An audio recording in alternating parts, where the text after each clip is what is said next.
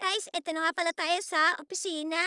Marami ini-interview kaya waiting muna kami 'no, kasi 'di kami nauna. Susunod kami diyan, interview tapos pagkatapos na kami interviewin ayan, 'di naman sila mahigpit, hindi in-explain, hindi tiningnan yung gamit namin kung may pagkain. Kaya ayan 'no, papunta na kami sa aming tolda, yung glamping lang guys ba, ganyan 'no. Nakita niyo yan? Ganyan di tuluyan namin 'no, hindi siya yung talagang ano, bato-bato. Malayo-layo din kami, parang dun pa kami medyo sa kagubatan. Oh, 'di ba? Sa kagubatan, parang nakakatakot dun ano. Oo, malayo-layo din lalakarin namin 'no, tapos ayan yung pool nila. Guys, yung pool nila, sabi wala daw chlorine kaya ito hindi pool yan, parang river yan. Ito, oh, pool yan.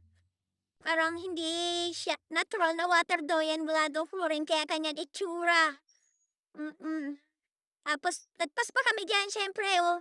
Dun pa nga kami sa medyo gubat-gubat, eh, oh. Parang nakakatakot nga dito guys. Hmm, tingnan niyo. Medyo naligaw pa nga kami, oh. Hindi pala diyan. Pabalik pa. Oh, dun pa pala guys, oh. Akalain niyo yun? Mahaba-haba lakarin yan, oh. Salamat sa inyong panonood at suporta.